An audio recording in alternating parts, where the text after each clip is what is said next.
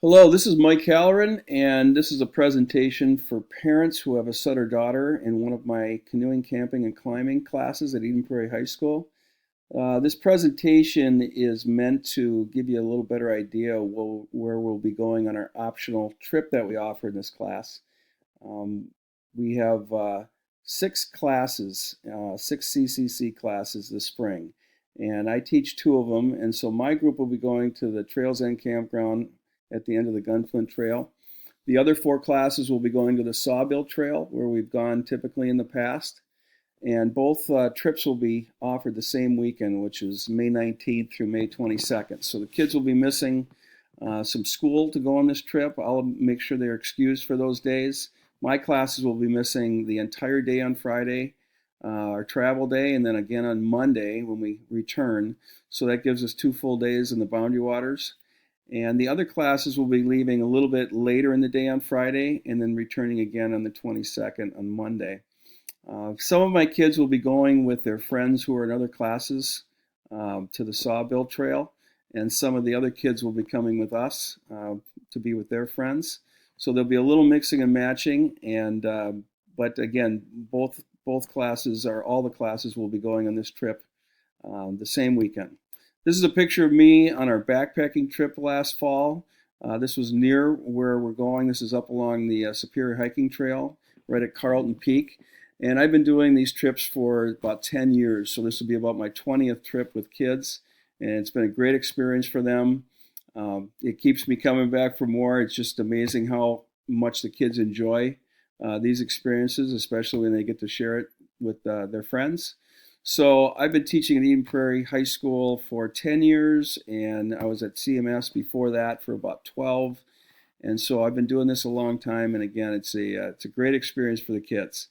Our destination here starts off in the Twin Cities and goes up to Duluth, all the way up to Grand Marais along the North Shore, and then we got about a 60-mile drive all the way to the end of the Gunflint Trail, which is right up near the Canadian border. These are some pictures of the Gunflint Trail. I was up here last summer. I've been to this destination several times before, so I'm very familiar with it. I went up here last summer just to take a look at the campgrounds again and talk to the outfitter that'll be supplying us our canoes and talk a little bit about anything else our group might need to know. So they're going to be able to accommodate us, no problem. This is a section of the Gunflint Trail that was burned in a fire several years ago, probably about 12 years ago. And so the kids will get a chance to kind of see the regrowth of the forest in a number of areas along here. This was a foggy day, so we did get a chance to see some of the taller peaks. But it's a very scenic drive up here, fairly remote. There's some resorts along the way. There's some other scenic overlooks and other places, trails that kids can stop and take a look at if they want to come up here on a different trip. For our trip, we're just going to kind of head straight up there and spend most of our time at the end of the Gunflint Trail at our campsite and exploring that area. From Grand Marais, it kind of winds up the hill here a little bit. Then we get a little more flat terrain, and we go all the way to the end here. This is where we'll be setting up our campsites. So we have access to a couple of lakes and a lot of opportunities to go explore. Our campsite here, when we ride in on the Gunflint Trail right here, we head this way. This is where our outfitter will be, where we get our canoes. This is a landing area that gives you access to Big Sag. It's a lake that borders Canada. And then our campsites will be over in this area, and that gives us access to Seagull Lake, which is to the south here. Friday, May 19th, our itinerary is to load the buses and the trailer at the east entrance of the high school at 6 a.m. So the kids will load all their gear, their food in coolers with ice, and we'll load it all in the trailer. We'll try to leave about 6:30, and I'll be driving the bus. I've had my bus license for 10 years, and I've been driving on all these trips just to help keep the costs down. Otherwise, we need to have drivers on the clock the entire time we're on this trip, so that really helps. Near Duluth, we'll take a bathroom break around 11:30 or so. We'll stop in the Grand Marais area, and the kids can get food if they want, use the bathrooms, check out the scenery around the town. and then hopefully arrive around 3 o'clock at the Trails End campground. Now, kids don't have to buy any food on this trip. They can bring everything they want on the bus and eat it on the way. But there's an option for kids if they want to get some food either on the way up or the way back. This is a little more detailed map of where we'll be camping. This is going to be the campsite right here.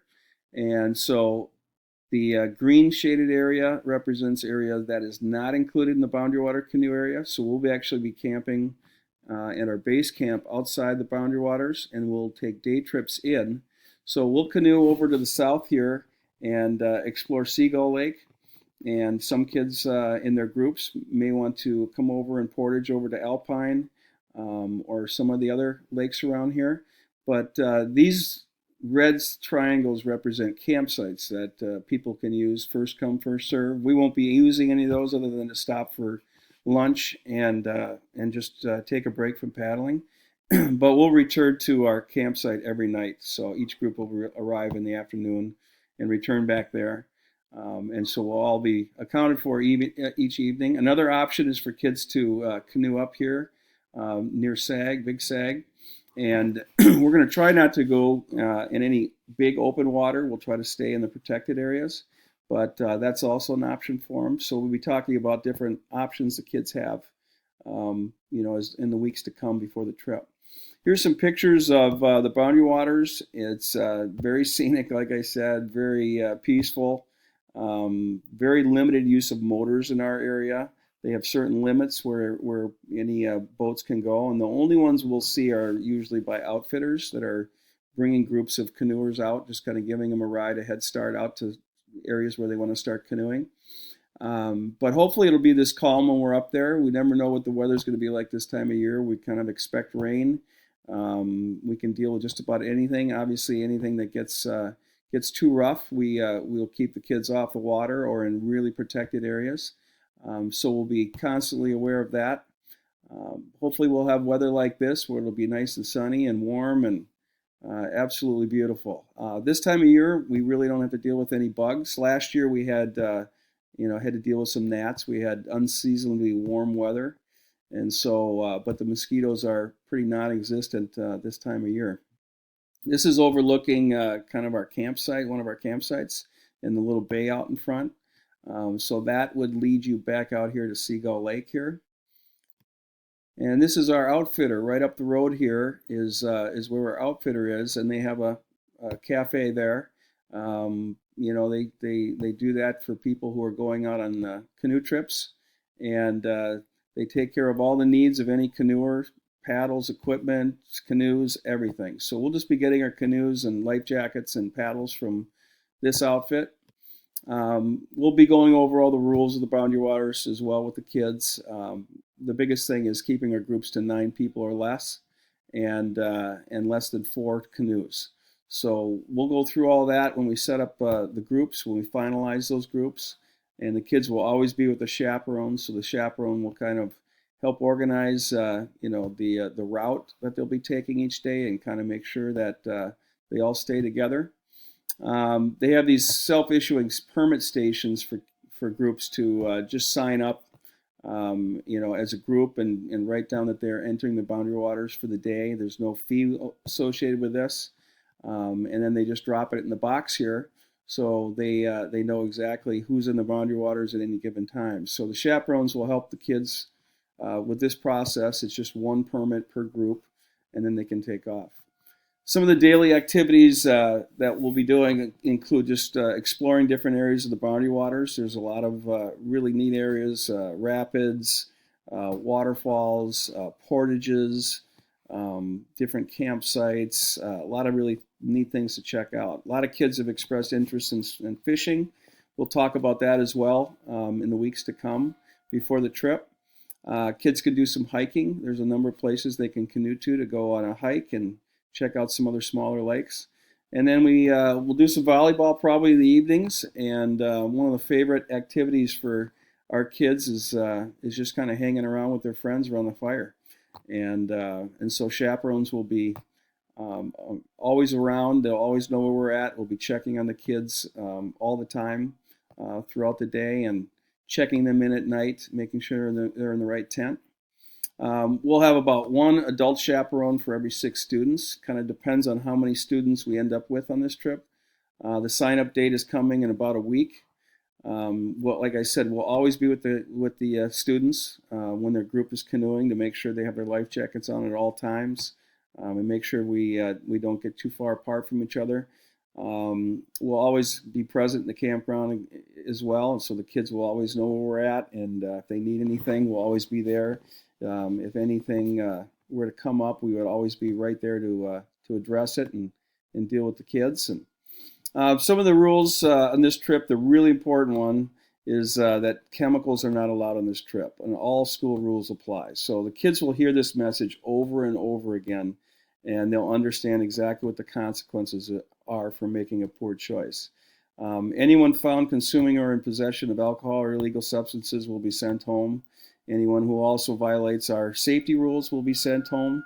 And so what that process is parents will be called by me, and they need to arrange transportation, immediate transportation home. Police will gain custody of the student if transportation is not able to be arranged. We need to call police anyways to issue a citation for the possession or consumption, and then deans will be notified, of the issue, and they'll be issuing suspensions. So in all my years of doing this trip, I've never had to do this. I've never had to call a parent and have them come get a student. So I spent a lot of time talking to kids about this and how this is not worth it. This is a great trip. As it is, you don't need chemicals on this trip. And so we go through our rosters with the deans. So any students that have had a history of that are not able to come.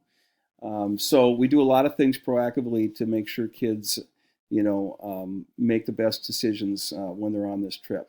And so far, it's been really good. So I don't expect to have to do this. It's just something our administration wants to make clear to parents in the event that it does happen. So students need a few things for this trip. Well, I'm going to try to get them to come up with as much gear as they can. So tents, sleeping bags, etc. If there's something they need, they can let me know. I sent that equipment list home to parents or to students, so they know some of the things they need, and I'll send one to parents as well. So anybody that needs anything should let me know as soon as possible, and I will definitely get them set up. We do a lot of things in class to prep for this trip. Specifically, fire safety and knife safety are big ones that we go over and over. A number of other things that we practice. So if a kid does not have any outdoor experience, that's no problem. They're going to learn quite a few things in class, and they're going to be able to kind of practice these on the trip. On the day we returned, on the 22nd, we'll wake up early, load the bus and trailer, hopefully depart by 7 a.m. That might be wishful thinking, but we'll try to go as quickly as we can. That's kind of the plan. Stop for breakfast in Grand Marais, or kids can bring their own food along for the way home. Another bathroom break somewhere around Duluth, and hopefully arrive around 3 o'clock at the high school. So the sign-up date for the trip is next Friday, April 28th. And the forms that are due are the medical form, the rules form, and the permission form. I'll send those home to parents so they have those. And then there's a payment of $125 that's due as well. And that covers the cost of renting equipment like canoes, paddles, life jackets, also the cost of the campsites, the cost of the transportation and fuel. And then also we get supplies for the kids like stoves and fuel for the stoves and firewood on the trip as well. So if anybody has any questions, feel free to email me, call me. There's no limit on questions. I know a lot of information that doesn't always get home from your son or daughter. I know that from experience because my kids went through the same thing here at Eden Prairie High School. So feel free to contact me anytime with any questions, and I'll be send more communication home via email and kind of let you know where we're at on this trip and give you more information. So thanks for watching, everybody. Have a great day.